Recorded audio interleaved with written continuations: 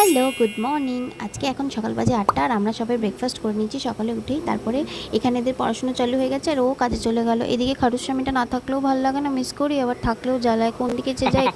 আর হ্যাঁ, কাল যেহেতু মহালয় সেই জন্য এদের পড়াশোনা শেষ হলে আমাকে ঘরের ঝুল ঝাড়ার কাজটাও কমপ্লিট করতে হবে, আমাকে একাই করতে হবে, কারণ কি ও তো সময়ই পায় না।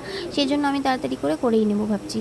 এই দেখো আমি অস্ত্র শস্ত্র নিয়ে একদম রেডি হয়ে গেছি, এদিকে ঝুল ঝাড়ানি ওদিকে ঝাঁটা, দুটো অস্ত্র নিয়ে আমি ভালো করে খুব সুন্দর করে আবার পোজ মিলে ডান্সও করে নিচ্ছি করতে করতে। কে এমনটা করে ভাই জানি না। এবার এদিকে বিকেল হয়ে গেছে। ওরা হ্যাঁ, দুপুরবেলার ভিডিওটা আমি শ্যুট করতে ভুলে গেছি, কারণ আমার মা এসেছিল এক্সাইটমেন্টে, একদম ভুলে গেছি। তাই জন্য এখন রাত হয়ে গেছে, রাতের ডিনারটা বানিয়ে নিয়েছি। তেমন কিছু না, একটু ছানার মালাই কোফতা কারি বানাচ্ছি আর সাথে রুটি। আর দেখো, শীত গ্রীষ্ম বর্ষা যার যেরকমই সিজন হোক না কেন, আমাদের কিন্তু কাজ করতেই হয়। আর হ্যাঁ, আমরা কিন্তু স্যালারি পাই না, কিন্তু আনন্দের সাথে এই কাজগুলো করি, করতে ভালোবাসি।